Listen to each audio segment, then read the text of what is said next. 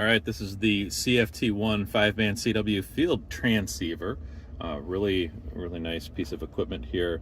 Looks like he's got 1, 2, 3, 4 PCB boards that he's making use of silk screen to be able to put the writing on there, which looks really nice and super professional. He's got each layer separated with looks like some 3D printed pieces that give it some height. This is a little over an inch, maybe inch and a half-ish, roughly. There's 2 ports on the side. One is for the CW paddle, and one is for audio. In some of the other videos, this wound up going to a couple of other folks that did a demo and kind of did a trial run with this, and there are a couple other videos out there. I'll try to link in the description below. And one thing to note is there's no speaker in here, which is pretty indicative of some of the other very compact CW transceivers out there. So there's an audio jack here, so a little earpiece. You can put an earpiece in there, and then it's got your voltage 18 to 14 volts. I've got this plugged right into the onboard power here in my truck, and on the other side we have an on-off switch, and we have a BNC connector for the antenna. Nice and bright LCD display, shows the voltage and the frequency, and the frequency is tunable like so, of course. And then if you wanted to, if you can kind of see, there's like a little underline underneath that very last digit there. You can move it around, but you can also press this button and it cycles between the 10 kilohertz, 1 kilohertz, and then the 500 or the 110 hertz sections here. So you can change frequency pretty quick if you want to, and move it around like so. If you keep it under the dot, it'll move it in 0.5 increments, which is kind of nice if you want to like scan up and down the band to see if there's anybody on the frequency. There is also a band button here. If you push it real quick, it'll change the bands through each one of the 5 bands. So we got 40 megahertz, 40 meters, 30, 20, 17, 15, and that's it. So 1, 2, 3, 4, and 5. So we don't have 28 megahertz on here, and a couple of the other ones are also not on here, but that's 5 band. These are typical bands for doing parks on the air, summits on the air, stuff like that. You can press and hold this button here, and it'll give you the transmit XIT. Press and hold it. So that's pretty cool. Let's see here. You can press and hold this, and that'll give you your RIT, your receive incremental tuning. There you go. And then there are memories for CW. So you can program each one of these 4 memories for CW, and put your CQ in one of them, maybe an exchange in another, or something like that. There is a menu button here, which when you go into this is where you can change your CW speed. So if you go in there, you can rotate this between iambic mode, or keyer mode. You can do iambic, AB, and I think well, let's see. So you push this to be able to get into here. You got straight stereo, iambic A, iambic B, straight mono, straight stereo. Yeah, so those are the modes.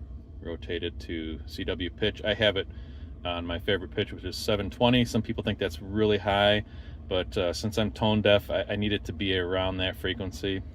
We got paddle direction, and this is where you can program your messages for the these quick buttons here. You got beacon interval, beacon timeout, LCD backlight. You can turn this on and off, so if you're maybe working at night, you don't want the glare. Then there's a calibration menu, and then you're back to CW speed. So that's what that looks like. So that's kind of like a little bit of the tour of this. It's super light. Doesn't weigh even 1 pound. I don't even know if it weighs half a pound. Can't remember how much the weight is, but maybe I could put that in the description too.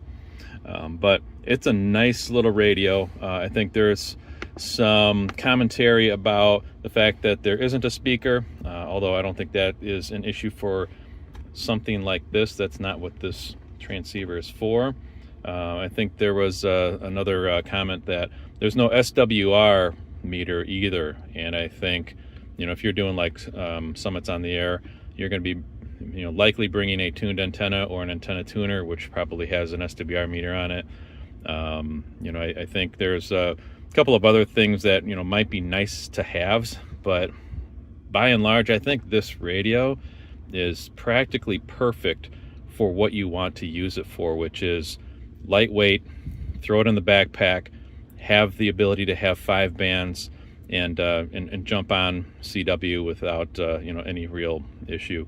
I think one of the things that I thought that might be handy is maybe an S meter, you know, with like, you know, some bars where, you know, you get like, you know, 3, 5, 7, 9 you know, S meter, because sometimes when I'm contacting somebody and I'm giving them an S, you know, a 599 or a 559, it's all fake. Even though, little known secret, sometimes I just give people 559s or 599s depending on whether I can hear them well or not hear them well. Don't tell anybody I said that though. But yeah, it's a really nice receiver. We're gonna do, got one other person here in addition to my new friend over here, Larry, who is activating on sideband. We're gonna give this a shot and get a couple of contacts.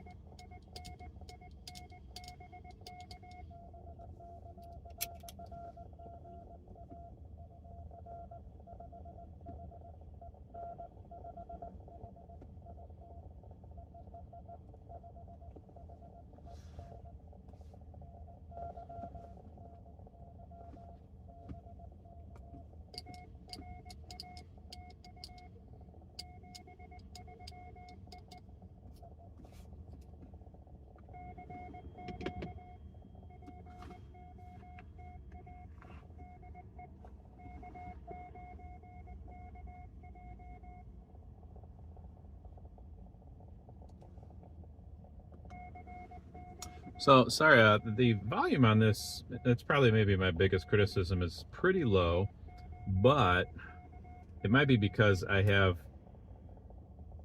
maybe an impedance mismatch or something, because I think this is an 8-ohm speaker, and I'm not sure what we're looking for on the audio input here, or the audio output.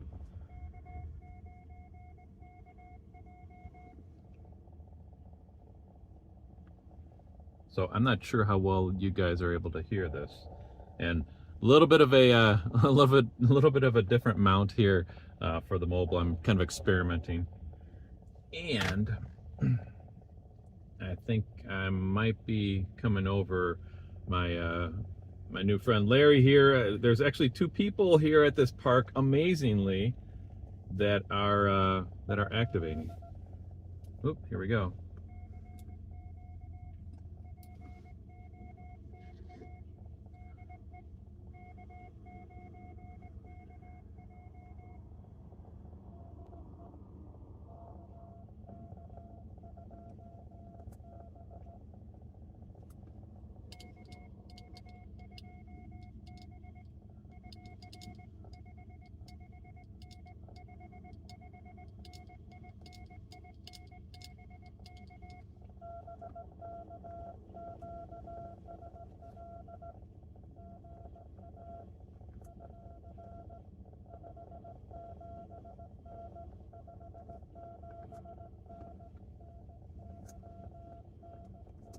New York coming through.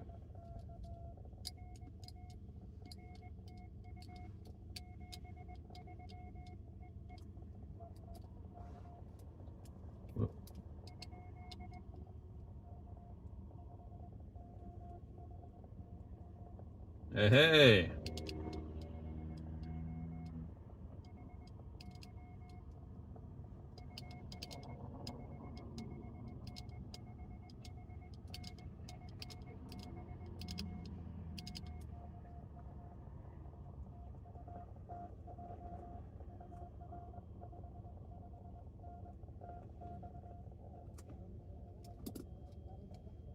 Oops.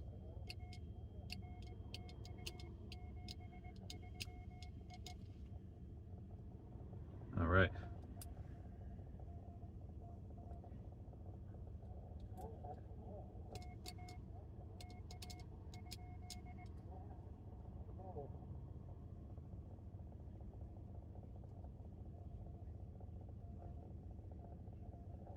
KI5 GTR.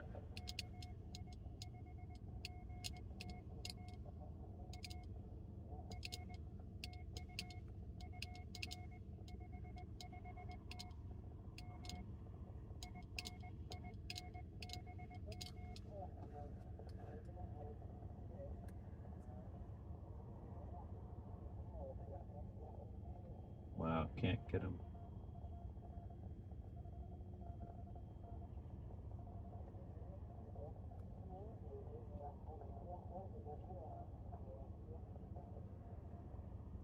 All right, cool.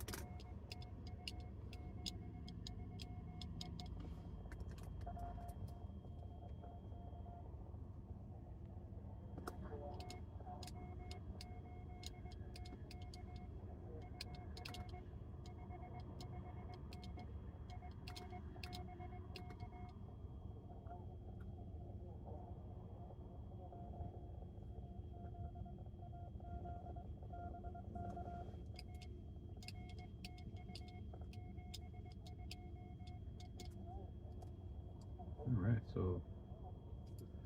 so I'm like, I think I'm gonna have to abandon this effort because I don't want to be screwing him up.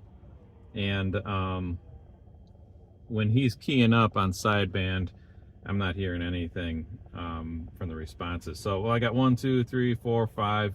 I don't know if that's worthy of an activation. I don't know if I need 10 or 5, but either way, I'll throw these up in the POTA app, and we'll call this an activation of some sort at least. At least you got to kind of see it in action. I think the biggest thing that I just really can't hear. Also, it's probably because of my my hearing is not super great. I've got this thing up all the way, and I can kind of hear him coming over.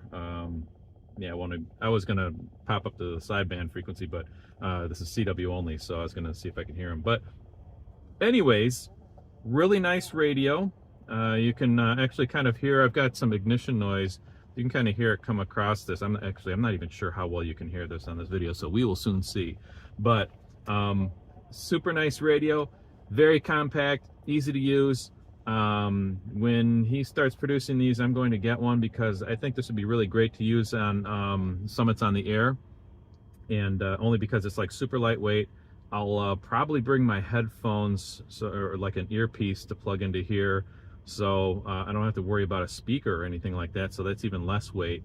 I'll bring my really cool modern Morse paddle with me because it's super lightweight and practically indestructible, which is what I really like about this. This is not indestructible. There's, you know, you want to make sure you take care of this, and I think when I get it, I'm going to look for maybe some kind of a case that I could put into it, or maybe do a 3D printed case of some sort. But yeah, super cool radio. I've done a couple of other videos on using this while mobile, actually, and it's worked really well. So anyways, that's the CFT1 5-band CW field transceiver, and it's made by KM4 CFT, and I'll put some links in the description for you to be able to reach out to him if you have any interest in this QRP rig. So anyways, CW on, my friends.